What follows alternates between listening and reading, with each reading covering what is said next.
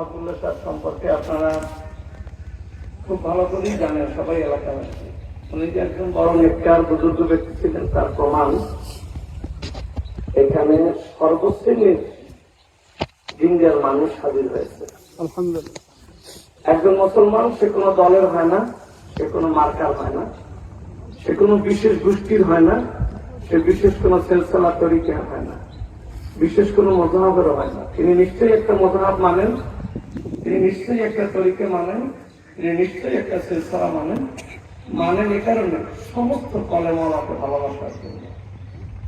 মহাকুল্লা সাহেব আমার জানা মতো তার পারিবারিকভাবেই তার আব্বা সবসময় দলমত সিলসিলার রূপে সকলকে ভালোবাসতেন। আর তার প্রমাণ আজকে তার জানা যায় সকল শ্রেণীর ওলামায়ে কেরাম এখানে কিন্তু উপস্থিত। এবং এই পরিবারটা একটা আলেম পরিবার, এদের আত্মীয় স্বজন আলেম, সবাই আলেম, এবং তারা দিনের উপরে এখনো বর্তমান আছেন। এই পরিবারে এখন পর্যন্ত কোনো ফাঁসা খুঁজার বা দিন শরীয়তের অবহেলাকারী কিছু আমরা দেখিনি। আল্লাহ পাকের শুকর, আমরা এমন এক ব্যক্তি জানাজার নামাজ পড়তেছি।